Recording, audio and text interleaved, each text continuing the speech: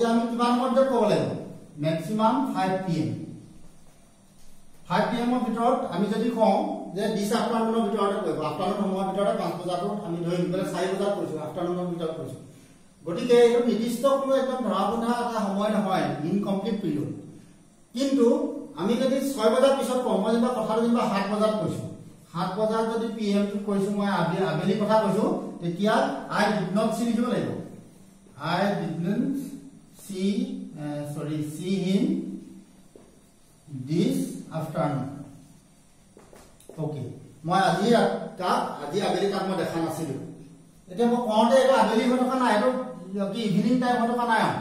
okay afternoon হৈ থকা নাই এটো অলৰেডি ইভিনিংত গুচি গ'ল গতিকে আফটাৰনুন যেতিয়া মই কৈছো আফটাৰনুন টাইমটো ভিতৰত যেতিয়া কম এটা দীঘলীয়া সময় আৰু মই টাইমত যে আজি আফটাৰনুনত দেখা নাই মানে আফটাৰনুনত কোনটো সময়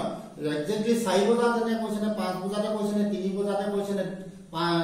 2 বজাতে কৈছে এই কথাটো আমি গম নাপাম ইনকমপ্লিট এটা পিৰিয়ড গতিকে তেনেকুৱা অৰ্থত প্ৰেজেন্ট পাৰফেক্ট টেন্স আমি ব্যৱহাৰ কৰোঁ ওকে এইবিলাক একেবাৰে মাইনৰ কিছুমান crucial points which I am discussing with you and you please note down first and then try to understand try to get the points and if you don't get the point at the very first time please repeat the video and see again and again then you will get the point okay eto eta point kolu tar pisote words like eto incomplete period of vitorote words like this morning eto moi mohai diso tar pisote ei incomplete period of vitorote aru eta kotha ami mona rakhibo lage je kisuman words ase words like recently ব্যৱহাৰ হয় present perfect টেন্সত lately মানে দেৰিকে নহয় অলপতে এনেকুৱা অৰ্থত like directly recently means an incomplete period of time এই দুটাও কিন্তু কি হয় এই দুইটা টাইমে means incomplete period of time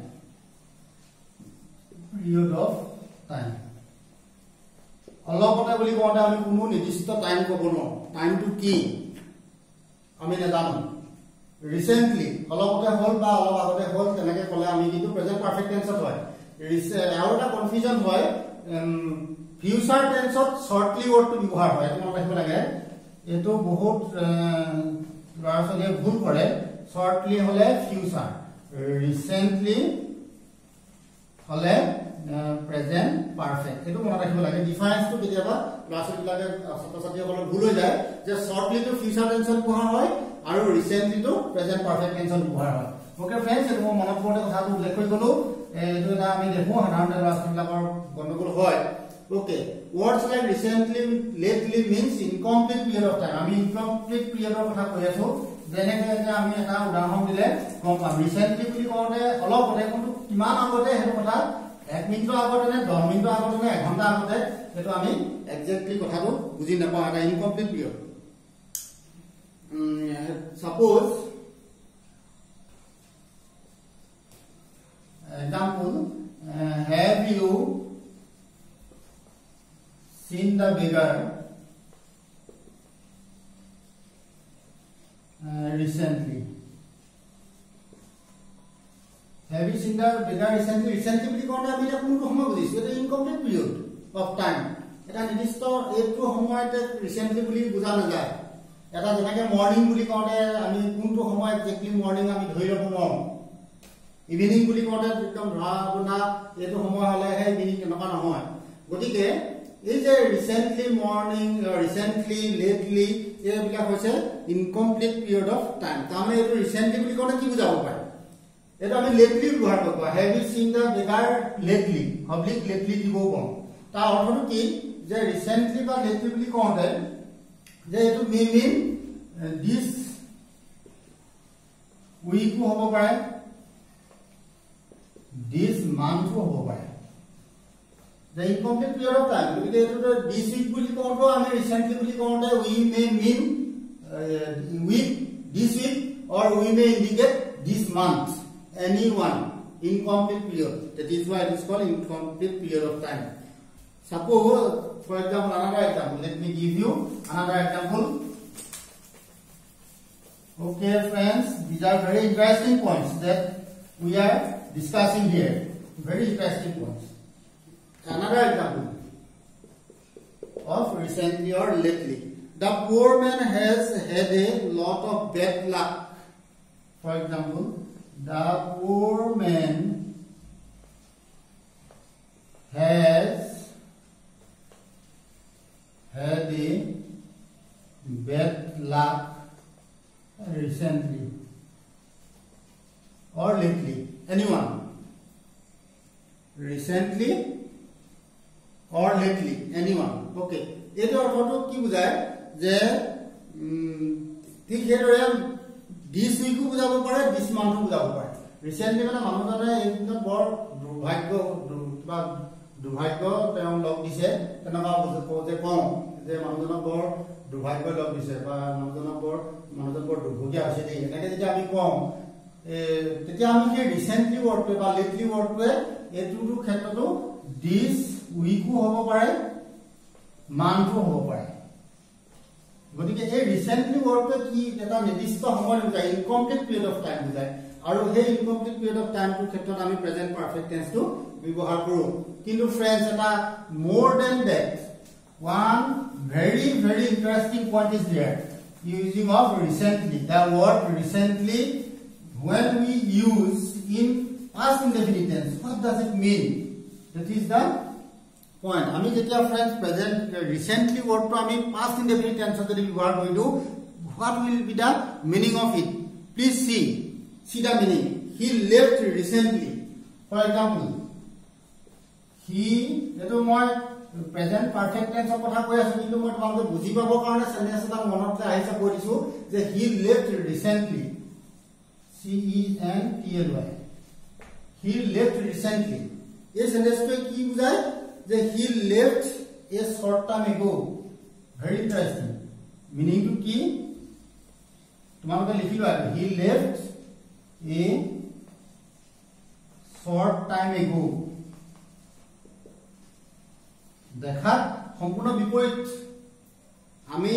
আগতে কৈ আছো প্ৰেজেন্ট পাৰফেক্ট টেন্সৰ কথা এতিয়া আমি কিছু পাষ্ট ইনডেফিনিট টেন্সৰ বাক্যটা দেখাইছো he left recently বুলি কওঁতে অৰ্থটো কি বুজায় যে he left a short time ago অকমান আগতে কৈছে অলপ আগতে কৈছে অকমান আগত যোৱাৰ অৰ্থত আমি বাক্যটো লিখিছো পাষ্ট ইনডেফিনিট টেন্সৰ কিন্তু মিনিংটো এটো very interesting point isn't it this is the secrecy of using sentences belonging to defined tense which varies the meanings. This is the point that I am actually going to show you. The uses of present perfect tense and in the meantime this is the past indefinite tense. The sentence belongs to past indefinite tense. He left recently. But as soon as we use the word recently, its hidden meaning is that he left a short time ago. He has left a short time ago. অলপ আগতে he গৈছে. But we can use in this sentence. But these are some rare sentences. These are some rare incidents. We generally don't use this in our conversation or in our writings here in India. But the native speakers, they use these sentences to mean this one. These are very interesting points.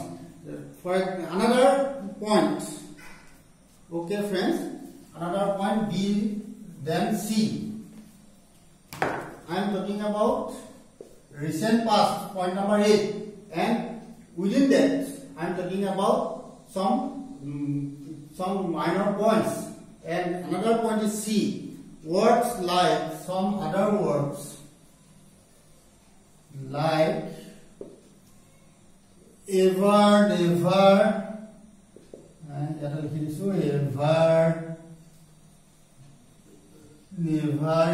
time words, adverbs, ever, never, occasionally, often, OCCASIONA, occasionally আগতে এইবিলাক আমি word ব্যৱহাৰ কৰিছো several times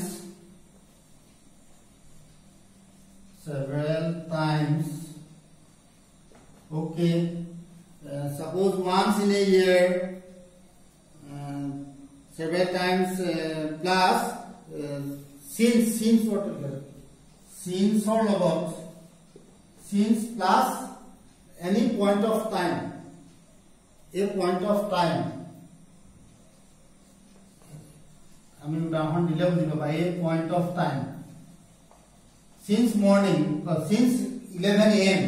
point of time since 12 pm point of time since morning point of time ঠিক আছে since plus clause হ'ব পাৰে since plus clause etc এই words বিলাক time adverbials or time clause এটা since plus clause এনেকুৱা হ'ব পাৰে সময় বুজোৱা এই words বিলাকৰ ক্ষেত্ৰত কি হয় এইবিলাকে কি বুজায় হেইটো আমি যে পয়েন্টস কৰি আছো incomplete period of time all these mean লিখিলো incomplete COMPLETE incomplete period of time তোমাকে লিখিলো আৰু ভালকৈ incomplete period of time মই কি লিখিছো এটো incomplete period of time TIME গটিকে এই যেটো বুজায় কি হে বুজাইছে এই words বিলাকে these are some time words which are used in present perfect tense to mean the point number E incomplete period of time incomplete period of time যেনেকে আমি আগৰ word বিলাক দেখিছিলো তেনেকে এই words বিলাক ব্যৱহাৰ হয় কি কি ever never always often occasionally several times since plus a point of time since plus a clause etc okay now এই words বিলাক কেনেকে ব্যৱহাৰ হয় কেনেকে incomplete period of time হয়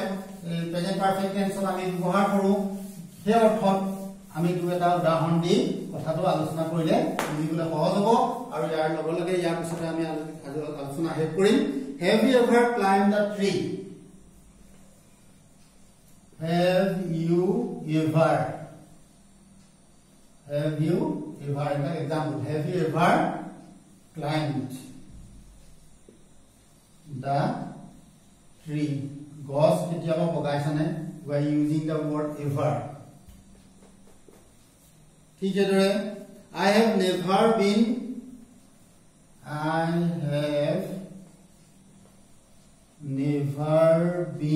to Delhi কি ইউজ কৰিলো never see he has written since what लगाम दे he has written written since his childhood since what for okay these are some examples there since his childhood incomplete period of time never incomplete period of time ever তার কোনো নির্দিষ্ট সময় নাই have you ever climbed the tree কেতিয়াবা গছ বগাইছে না কেতিয়াবা বুলি কোনতে incomplete period of time বুজায় never incomplete period of time since incomplete period of time since বুলি কোনতে since childhood কোন time this is not definite okay these are some examples okay friends these are for example has he written since he left home another sentence mo koi disu tumake likhilwa has he written since he left home since he left home ghor pora joar pisot tuma ketiaba khobor khani koise ni city porto dise ni tenaka ortho dise since he left home ketia ghor eile etu mane definite nohoy and since that word since never ever eblak ami eblak always ami bohar koisu eblak hoise incomplete period of time bujay okay friends with this discussions let me sum up for today ami ki hikilo aji incomplete period of time khetrot ami present perfect tense ব্যৱহাৰ কৰো কেনেকে ব্যৱহাৰ কৰো আমি আলোচনা কৰি আছো তোমালোকে পুনৰ ৰিপিট কৰি চাবা আকৌ আমি অলপতে হৈ গল কিন্তু তাৰ ৰিঅ্যাকশনটো এতিয়াও চলি আছে প্ৰেজেন্ট পাৰফেক্ট টেন্সত হয় তাৰ যেটো এক্সিস্টেন্স তাৰ মানে কি কৰে এটো কানেকশন উইথ দা প্ৰেজেন্ট টাইমত থাকি যায় অতীততে হোৱা কাম কানেকশন উইথ দা প্ৰেজেন্ট টাইমত থাকে তেনেকুৱা ক্ষেত্ৰত প্ৰেজেন্ট পাৰফেক্ট টেন্স কেনেকৈ ব্যৱহাৰ হয় এই গুটেইবিলাক কথা আমি এতিয়া আলোচনা কৰিছো প্ৰেজেন্ট পাৰফেক্ট টেন্সৰ ব্যৱহাৰ আমি আৰু কিছুমান ইম্পৰ্টেন্ট কথা আছে फ्रेंड्स এইবিলাক আমি আলোচনা কৰিম গতিকে আলোচনা আমি আগুৱাই দি থাকিম তোমালোকে ভিডিওটো